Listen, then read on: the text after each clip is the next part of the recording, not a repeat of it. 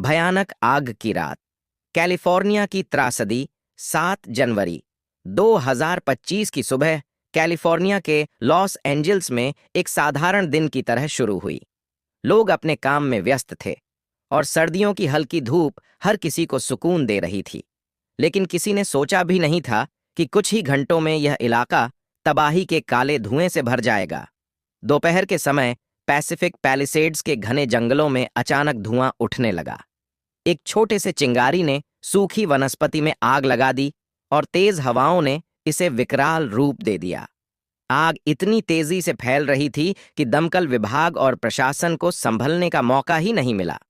भागो, यहां से निकलो! लोगों की चीखें सुनाई देने लगीं। आग ने रिहायशी इलाकों का रुख कर लिया।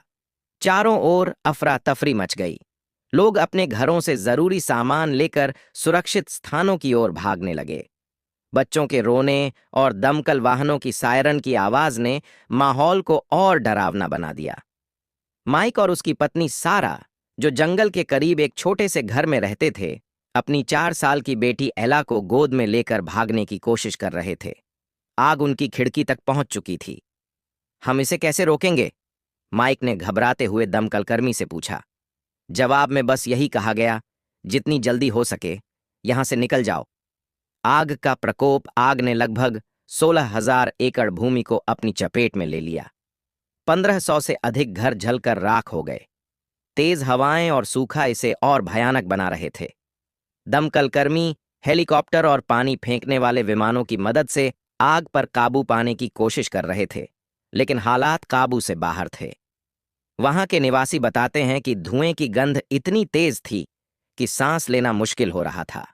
सूरज काले धुएं में छिप गया था और रात का अंधकार दिन में ही छा गया। एकजुटता और मदद।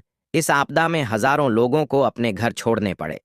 बचाव अभियान में जुटे दमकलकर्मियों ने दिन रात मेहनत की। लगभग 70,000 लोगों को सुरक्षित स्थानों पर ले जाया गया। हालांकि इस घटना में 5 लोगों की जान चली गई और दर्जनों घायल हुए। आशा की किरण। आखिरकार 3 दिनों की कड़ी मेहनत के बाद आग पर काबू पाया गया, लेकिन इस घटना ने इलाके के लोगों के दिलों पर गहरा घाव छोड़ दिया। माइक और सारा जैसे कई परिवारों ने अपने घर खो दिए, लेकिन वे एक दूसरे के साथ सुरक्षित थे। हमने सब कुछ खो दिया, लेकिन हमें फिर से शुरुआत करनी होगी, माइक ने कहा। यह घटना सिर्फ एक प्राकृतिक आपदा नहीं थी, बल्कि इंसानों के लिए एक चेतावनी थी कि प्रकृति के साथ खिलवाड़ का अंजाम कितना भयानक हो सकता है। आग की राख में दबी हर चीज ने एक कहानी बयां की, बचने की, हारने की और फिर से खड़े होने की।